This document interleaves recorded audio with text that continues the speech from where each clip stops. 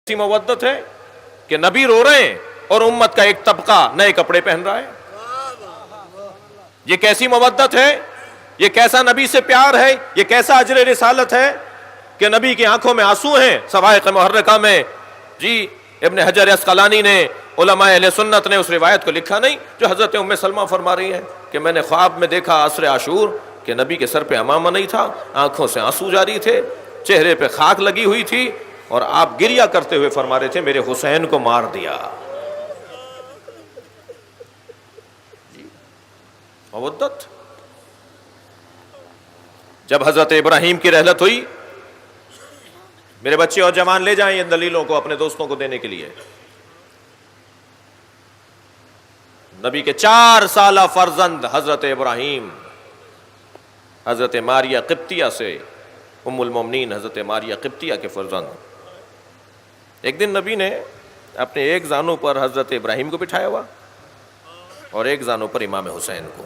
ہم سن تھے دونوں، امام حسین اور ابراہیم دونوں ہم سن تھے، ایک سن و سال کے تھے. دونوں زانوں پہ دونوں بچے بیٹھے ہیں. تو جبریل نازل ہوئے وحی لے کر اور کہا اللہ نے پوچھا ہے کہ اگر ہم آپ کی اولاد کی قربانی مانگیں تو آپ کسے کس پہ قربان کریں گے؟ فرمایا میں اپنے ابراہیم کو اپنے حسین پہ قربان کر دوں گا.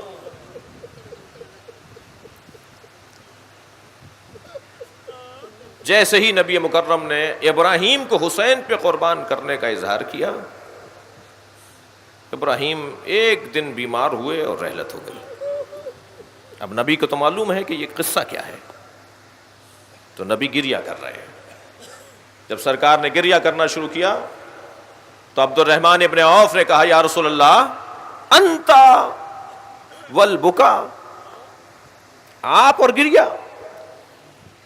تو فرمایا یا عبد الرحمن ان القلب لا يحزن، دل ملول ہونا یہ دل کی سالمیت کی نشانی ہے. ان العین لا یدمع، آنکھوں سے آنسوؤں کا بہنا، یہ نبی کی حدیث سنا رہا ہوں میں آپ کو. آنکھوں سے آنسوؤں کا بہنا یہ آنکھوں کی سالمیت کی دلیل ہے. یہ نبی کے الفاظ ہیں. آنکھ ہوتی ہی وہ ہے جس سے آنسو نکلے. جس آنکھ سے آنسو نہیں نکل رہے وہ آنکھ نہیں ہے. جو دل ملول نہیں ہو رہا وہ دل نہیں ہے. اور فرمایا سنو اللہ یقول لا یرضا، فقط بات یہ ہے کہ آنکھوں سے آنسو بھی نکل رہے ہو، دل بھی ٹوٹ رہا ہو، مگر زبان سے اللہ کا شکر بھی ادا ہو رہا ہو، اس سے رضایت کا اظہار بھی ہو رہا ہو. یا اللہ یہ جنازہ دیکھ کے روؤں گا اس لیے کہ تو نے رونے کی صلاحیت دی ہے. یا اللہ میرا دل ملول ہو رہا ہے، مگر یہ دل ملول ہونا تجھ سے عدم رضایت کی نشانی نہیں ہے. یہ نبی نے نظریہ دے دیا. جنازے پہ رونا، اللہ اکبر، زیادہ دور نہیں جائیے. قرآن مجید سورہ مبارکہ یوسف. لوگ کہتے ہیں قرآن سے ماتم دکھاؤ. آپ لوگ تھکے ہوئے تو نہیں بیٹھے نا؟ لوگ کہتے ہیں قرآن سے ماتم دکھاؤ. لوگ کہتے ہیں قرآن سے یا حسین دکھاؤ. میں ابھی قرآن سے یا حسین دکھاتا ہوں. حضرت یعقوب روزانہ، ایک دن نہیں، محرم میں نہیں، 10 دن نہیں، حضرت یعقوب نے سال ہائے سال روزانہ ماتم کیا ہے. اور کس کا ماتم کیا؟ جس کے زندہ ہونے کا یقین تھا. یہ نہیں کہا، یہ نہیں کہا جائے گا کہ زندہ ہو جاوید کا ماتم نہیں کرتے ہیں.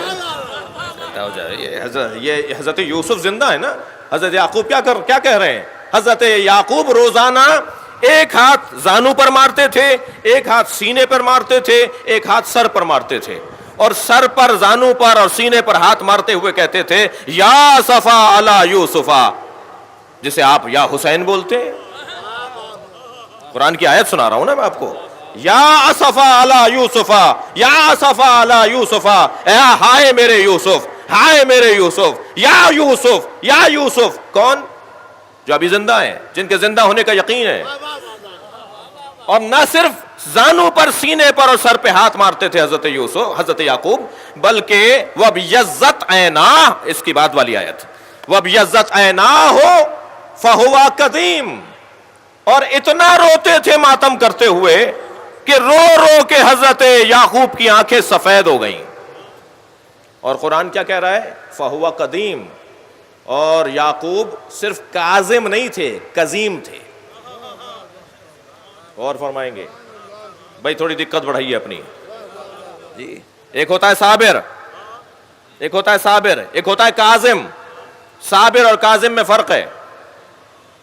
کاظم برداشت کرنے والے کو کہتے ہیں، اور کاظم میں بھی انتہائی برداشت جب آ جائے تو اسے قزیم کہتے ہیں.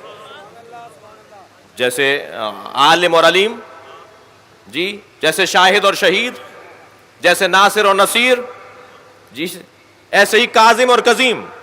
کاظم اسے کہتے ہیں کہ جو انتہائی برداشت رکھتا ہو. اب یہاں رو رہے ہیں، ماتم کر رہے ہیں، سینے پہ ہاتھ مار رہے ہیں حضرت یعقوب. قرآن کہہ رہا ہے کہ یہ سب سے زیادہ برداشت رکھتے تھے. یہ کیا مطلب ہے اس کا؟ ذرا آپ کی توجہ چاہوں گا.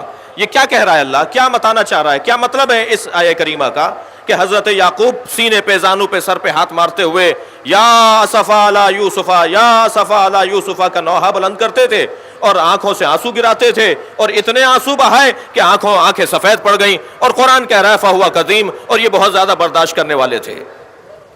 صرف ایک ہی بات تو سامنے آتی ہے، صفحہ تاریخ کو پلٹ کر دیکھیے.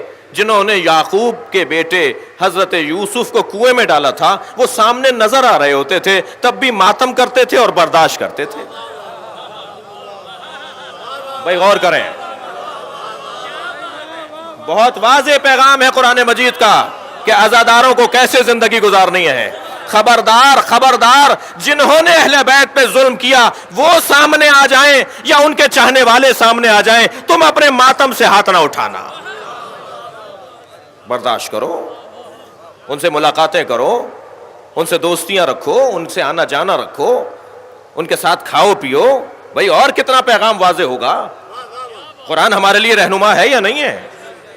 قرآن کہہ رہا ہے کہ یہ ماتم بھی کرتے تھے، روتے بھی تھے، فہو قزیم، اور برداشت بھی کرتے تھے. کس بات کو برداشت کرتے تھے؟ ان بیٹوں کو روزانہ دیکھتے تھے جنہوں نے حضرت یوسف کو کنویں میں ڈالا تھا، مگر اپنے بیٹوں کو اپنے گھر سے نہیں نکالا. بھائی آپ لوگ اگر تھوڑا سا، میں بہتوں کی زیارت نہیں کر پا رہا ان روشنیوں کی وجہ سے، مگر آپ احساس دلائیے کہ آپ یہاں پر ہیں. غور کریں.